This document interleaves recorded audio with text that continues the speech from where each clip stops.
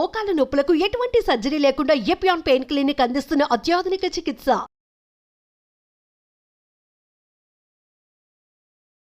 Welcome to Suman TV. So general గా బరువు తగ్గాలి అని చెప్తూ ఉంటారు కదా. అసలు బరువు తగ్గడం అంటే ఏంటి, ఎంత ఉంటే ఎంత తగ్గాలి, అసలు మనం బరువు ఉన్నాము, ఊబకాయం ఉంది, ఒబిసిటీ ఉందని మనకు తెలుసుకోవడం ఎలాగా, అంటే స్ట్రక్చర్ చూసి తెలుసుకోవచ్చా, ఇంకా ఏమైనా పద్ధతులు ఉన్నాయి, వివరాలు తెలుసుకుందాం. ఈరోజు మనతో పాటు ఉన్నారు ప్రముఖ యోగా గురు యోగిని అరుణాదేవి గారు. మేడం నమస్తే. నమస్తే మేడం, రకరకాల డైట్లు వచ్చినాయి బరువు తగ్గించుకోవడానికి. ఒక 100 గ్రాములు ఎక్కువ ఉన్నా కానీ బరువు తగ్గాలనుకుంటూ ఉన్నారు. అసలు బరువు ఎక్కువగా ఉండడం అంటే ఏంటి, ఎలా మెజర్ చేస్తాము? సో కొందరిలో బాడీ మొత్తం వెయిట్ ఉంటుంది, ఊబకాయంలాగా కనిపిస్తుంటుంది. కొందరిలో పొట్ట మాత్రమే ఇంత ఎక్కువగా కనిపిస్తూ ఉంటుంది. కొందరిలో ఈ చేతులు మాత్రం ఇక్కడ లావుగా కనిపిస్తూ ఉంటాయి. సో ఓవరాల్గా ఏం చెప్తారు? ఈ బరువు అనేది ఎందుకు పెరిగామని మనం, ఇది బరువు, దీన్ని తగ్గించుకోవాలని మనకి ఎప్పుడు తెలుస్తుంది? సో ఈ డైట్ల గురించి ఏం చెప్తారు? సో ఓవరాల్గా వెయిట్ తగ్గాలంటే న్యాచురల్ వేస్ అంటే ఏమున్నాయి? యాక్చువల్గా అసలు వెయిట్ తగ్గడం అనేది చాలా సింపుల్ అమ్మా. ఇంత సింపుల్ దాన్ని ఒక పెద్ద ప్రాబ్లంగా ఒకటి క్రియేట్ చేసి మళ్ళీ దాన్ని ఎలా తగ్గించుకోవాలనేది ఒకటి మనం ఇప్పుడున్న జరుగుతున్న విషయం. ఇంకా బరువు తగ్గాలి అని అంటే ఎంత బరువు ఉండాలి అని అంటే మన ఫ్రేమ్ని బట్టి ఉంటుంది, హైట్ని బట్టి ఉంటుంది, ఏజ్ని బట్టి ఉంటుంది. ఇప్పుడు మీరు 25లో ఉన్న వెయిట్ వచ్చి 50లో ఉండాలి అంటే ఉండదు. అది చాలా కష్టమైన పని. ఎందుకంటే ఇప్పుడు సపోజ్ చూడండి, మనం యంగ్గా ఉన్నప్పుడు 20sలో 16, 18, 20s అప్పుడు హార్మోన్స్ కరెక్ట్గా ఉంటాయి, మంచి రిలీజ్ అవుతాయి, స్కిన్ చాలా బాగుంటుంది, వెయిట్ కూడా కంట్రోల్లో ఉంటుంది, మెటబాలిజం బాగుంటుంది. ఇవన్నీ ఉండడం వలన మనం బాగుంటాం. ఒక ఏజ్ వచ్చి తగ్గుతుంది, సపోజ్ ఇప్పుడు 40 years అట్లా వచ్చేసినాయి, ఈ హార్మోనల్స్ 50 అట్లా టైంలో ఇన్బ్యాలెన్స్ అవుతూ ఉంటాయి అన్నమాట. మనం ఆ 20 అప్పుడు హార్మోన్స్ వచ్చినప్పుడు అప్పుడు మెచ్యూర్ అవ్వడం, తర్వాత టీనేజ్లో ఉండడం, అప్పుడు దాన్ని మనం ఎలా తీసుకున్నామో అలాగే మెనోపాజ్ టైంలో మన బరువు పెరుగుతాం. ఇవన్నీ కూడా నువ్వు యాక్సెప్ట్ చేయాలి. ఎందుకంటే అప్పుడున్న హార్మోన్స్ ఇప్పుడు లేదు, అప్పుడున్న ఈస్ట్రోజన్ లెవెల్స్ ఇప్పుడు ఉండవు, అప్పుడున్న టెస్టోస్టెరాన్ ఇప్పుడు ఉండదు. ఈ హార్మోన్స్, ఈ ప్రొజెస్టెరాన్, ఈ హార్మోన్స్ అన్నీ ఇన్బ్యాలెన్స్ అవుతాయి. కాబట్టి మన బాడీ మెటబాలిజం కూడా బ్యాలెన్స్ తగ్గుతుంది. కాబట్టి కొంచెము ఇంకా తర్వాత డెలివరీస్ ఉంటాయి, బేబీస్ ఆఫ్టర్ అంటే బర్త్, ఆఫ్టర్ డెలివరీ, తర్వాత వర్క్, వీటన్నిటిలో కూడా ఈ చేంజెస్ని నువ్వు యాక్సెప్ట్ చేయాలి. నేను ఇప్పుడు ఏంటి, ఎందుకు యాక్సెప్ట్ చేయట్లేదు, నేను 20లో 30లో ఎలా ఉన్నానో నేను 50 దాటేసినా కూడా నేను అలానే ఉండాలి అనే ఒక కాన్సెప్ట్ వచ్చేసింది. ఇప్పుడు ఈ దీంట్లో బరువు ఎలా తగ్గాలి, అసలు నువ్వు ఫస్ట్ ఎంత బరువు ఉన్నావు, నీ ఏజ్ ఏంటి, నువ్వు ఏం మెడికేషన్స్ తీసుకుంటున్నావు, దేనికైనా మందులు వాడుతున్నారా, మీరు వాడుతున్నప్పుడు మీరు ఎలా అవన్నీ మనం ముందు ఫస్ట్ తీసుకోవాలి. నువ్వు డయాబెటీస్ మెడిసిన్ వేసుకుని, నువ్వు బీపీ మెడిసిన్ వేసుకుని, any blood thinners or heart వేసుకున్నప్పుడు వాళ్ళని ఓవర్ డైట్ ఎట్లా చేపిస్తాం? చేపించడానికి లేదు. అలాగే ఫ్రేమ్ పెద్దది ఉంటుంది కొంతమందికి. ఇప్పుడు హైట్ సేమ్ అయి ఉండొచ్చు, ఈ ఫ్రేమ్ ఏదైతే ఉందో ఈ ఫ్రేమ్ తెలుస్తుంది, ఈ షోల్డర్ నుంచి ఇది ఫ్రేమ్. సో నా హైట్కి ఇది నా ఫ్రేమ్ ఉంది, మీ హైట్కి మీ ఫ్రేమ్ ఉంటుంది. ఈ ఫ్రేమ్ ఎంత ఉందో దాన్ని బట్టే మీ ఆ స్ట్రక్చర్ తెలుస్తుంది, వెయిట్ అనేది. మీకు పెద్ద ఫ్రేమ్ ఉందనుకోండి, మీరు ఉన్నది పెద్దగానే కనబడుతుంది, అది అంత వెయిట్ కాదు, మీ బోన్ అదంతా, ఆ ఫ్రేమ్ అది పెద్ద ఫ్రేమ్ ఇది. సో ఇంత పెల్విక్ ఉంది మీకు, ఇంత ఉంది అనుకోండి, అదంతా ఫ్యాట్ ఏమి ఉండదు కదా.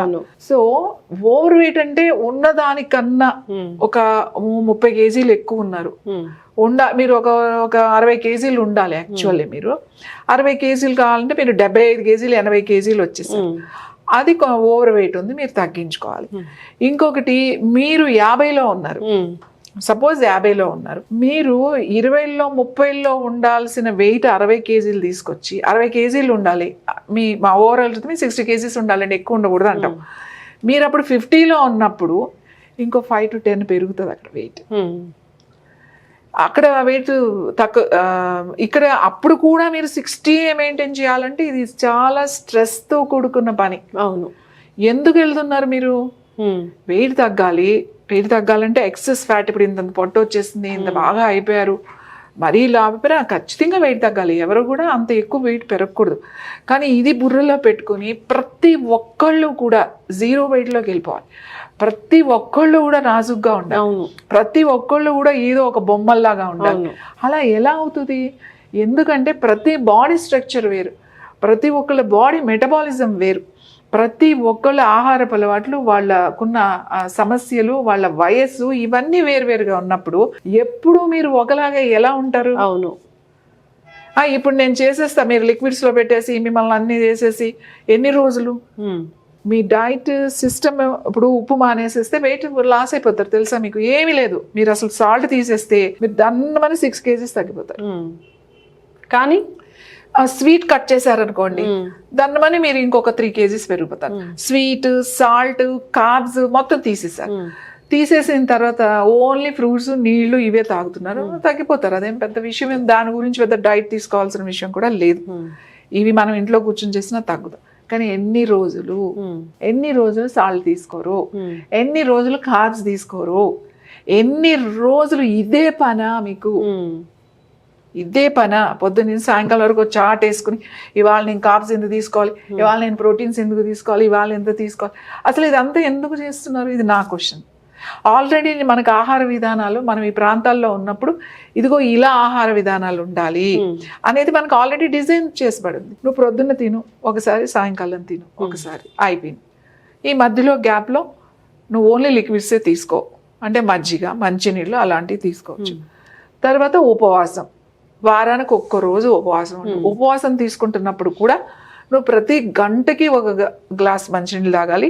అలాగే ప్రొద్దున్న, సాయంకాలం ఏదైనా జ్యూస్ అంటే జ్యూసే, మళ్ళీ సాలిడ్ వెళ్తే అది ఉపవాసం. ఒక పూట తిని, ఒక పూట నేను టిఫిన్ తింటా, ఒక పూట పండు తింటా, అట్లాగా అంత జ్యూస్ మీద తాగేది పొద్దున్న, మధ్యాహ్నం, సాయంకాలం, అలా 3 సార్లు ఏదైనా జ్యూస్ తీసుకోవచ్చు, 3 రకాలు. మిగతా టైం అంతా వాటర్ తాగొచ్చు. ఇలా ఒక ఉపవాసం చేయొచ్చు.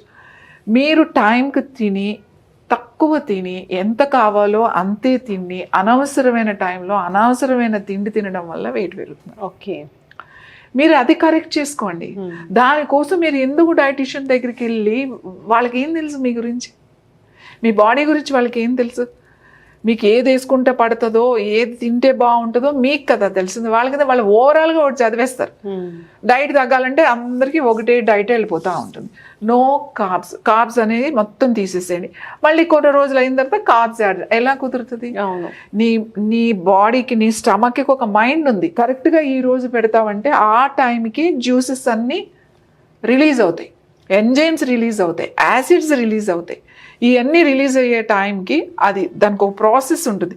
నువ్వు కొన్ని రోజులు, కొన్ని నెలలు నువ్వు కార్బ్స్ తినకుండా, కొన్ని నెలలు ఓన్లీ ప్రోటీనే తిని, లేకపోతే కొన్ని నెలలు ఓన్లీ ఉడకబెట్టడం కాకుండా పచ్చి కూరగాయల సలాడ్స్ తినేసి ఇలా నీ ఇష్టం వచ్చినట్టు చేస్తే దానికి ఒక మైండ్ ఉంటుంది, అది డిస్టర్బ్ అయిపోతుంది.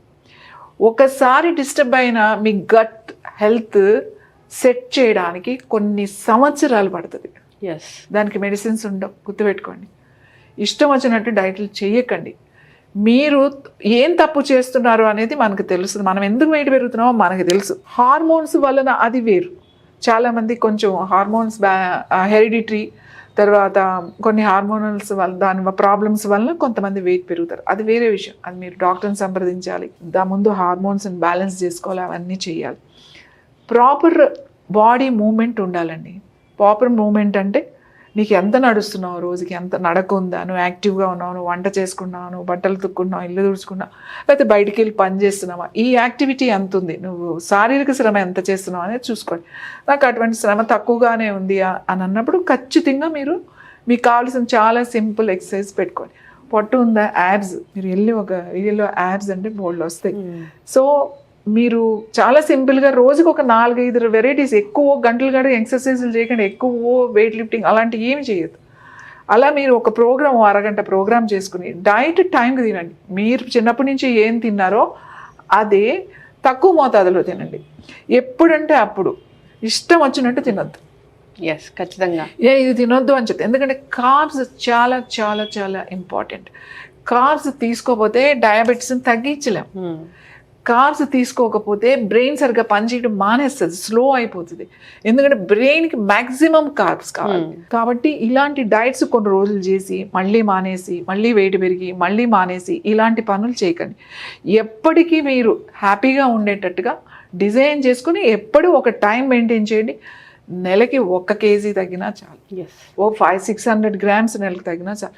మెల్లగా ఓ 6 నెలలు పెట్టుకోండి, 1 సంవత్సరం పెట్టుకోండి, మెల్లగా తగ్గిపోతారు. మీరు చిన్న చిన్న చేంజెస్లో టైమ్స్ లేట్ నైట్ మీల్స్ ఒకటి, ఎట్టి పరిస్థితుల్లో 7 తర్వాత భోజనం వద్దు. ఎప్పుడో ఒక్కసారి ఏదైనా వెళ్ళాము అప్పుడు తిన్నాం, అది వేరే విషయం.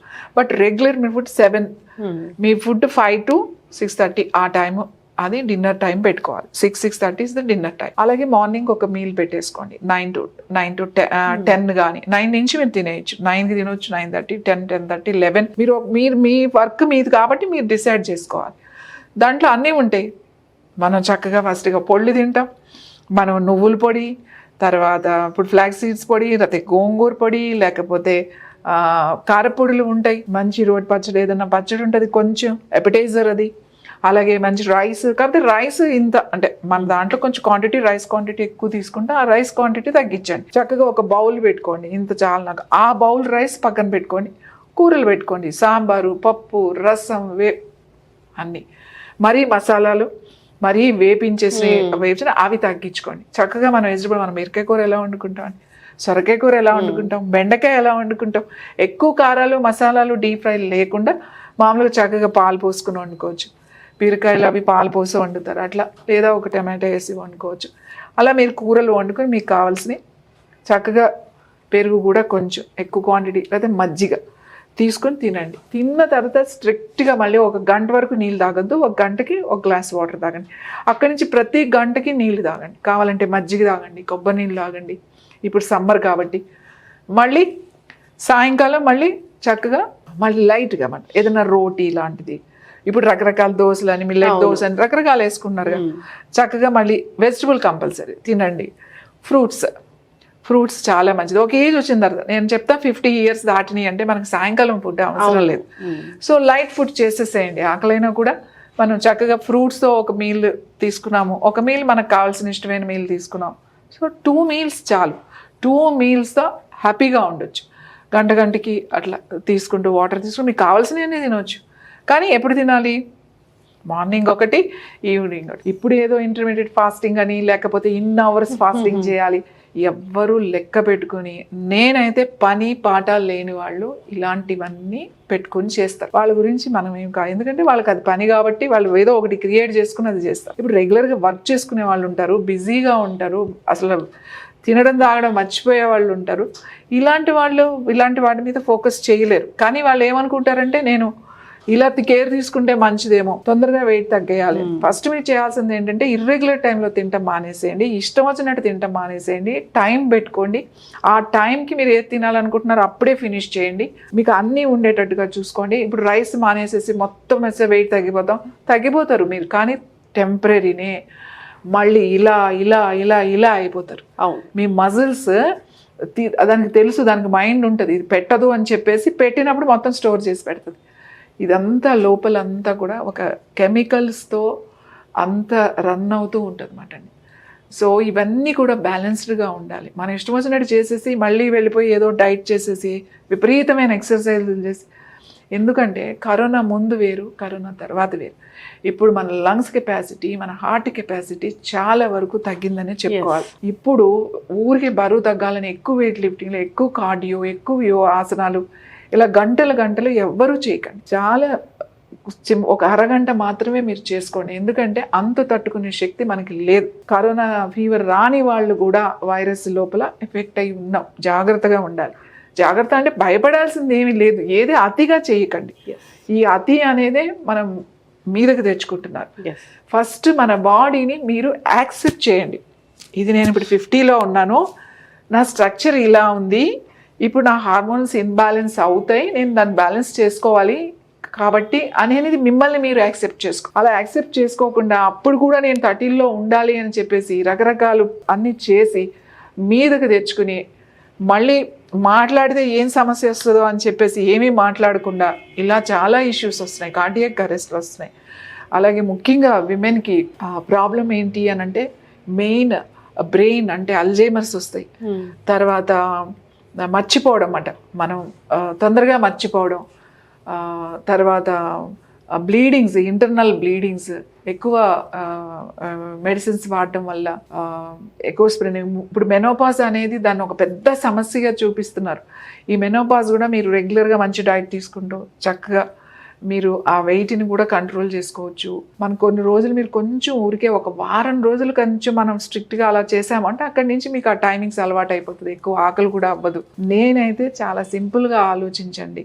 పిల్లలు కూడా ఇప్పుడు ఒబేస్లో ఉన్నారు. పిల్లలు కూడా ఒబేస్లోకి వెళ్ళడానికి కారణం ఏంటి అంటే ఆహారపు అలవాట్లు బాగా మారిపోయినాయి. వాళ్ళకి ఎప్పుడంటే అప్పుడు నూడిల్స్, చిప్స్, ఈ చాట్, తర్వాత chicken, everyday biryani, everyday burger, pizza, ఇట్లా చాలా. అంటే ఓన్లీ బర్గర్స్, పిజ్జాలు వచ్చినాయి కాబట్టి ఇవాళ ఫుడ్ మారిపోయింది అని అనుకోవద్దు. బర్గర్స్, పిజ్జాల కన్నా భయంకరమైన ఫుడ్ మనం తినేస్తున్నాం ఇప్పుడు. కార్బ్స్ ఎక్కువ తినేస్తున్నాం. ఇవన్నీ కాకుండా మంచిది ఇంట్లో చేసి పెట్టడం, బాడీకి ముఖ్యంగా శ్రమ కలిగించడం. శ్రమ పడాలి మనం. కనీసం ప్రొద్దున 1 గంట, 2 గంటలు, సాయంకాలం 2 గంటలు మన పని మనం చేసుకుని మనం చేస్తే మనం హెల్తీగా ఉంటాం, వెయిట్ పెరగకుండా ఉంటాం, కరెక్ట్ టైంకి ఆకలి అవుతుంది, కరెక్ట్ తింటాం. ఫస్ట్ యాక్సెప్ట్ అనేది నేర్చుకోవాలి. నేనైతే వెయిట్ తగ్గడం అనేది మన చేతుల్లోనే ఉంది. మనం జాగ్రత్తగా కనుక మెయింటైన్ చేస్తే ఖచ్చితంగా వెయిట్ తగ్గుతాం. దానికోసం కొన్ని లక్షలు ఖర్చు పెట్టాల్సిన అవసరం లేదు. ఒక్కసారి మీరు ఎవరినైనా చూడండి, ఒక్కసారి ఒక 50 కేజీలు, సపోజ్ 30 కేజీలు తగ్గారు అంటే మీరు ఇలా చూస్తే ఇలా 30 కేజీలు తగ్గరు. కనీసం 6-7 నెలలు కష్టపడితే కానీ ఆ మార్పు రాదు. ఒకేసారి డ్రాస్టిక్గా వెయిట్ తగ్గకూడదు. అది చాలా చాలా ప్రమాదం. అదంతా కూడా హార్ట్ మీద పడుతుంది. కాబట్టి వెయిట్ మెల్లగా తగ్గుతూ వెళ్ళండి. ఎక్సెస్ వెయిట్ ఉంటే మీ బోన్ వెయిట్, మీ ఏజ్ ఇవన్నీ తీసుకుని దాన్ని బట్టి మనం వెయిట్ క్యాలిక్యులేషన్ చేయాలి. ఎస్, ఖచ్చితంగా మ్యామ్, చాలా చక్కగా చెప్పారు. చాలా మంది కూడా ఈ వెయిట్ లాస్ కోసం ప్రయత్నాలు చేస్తూ ఉంటారు.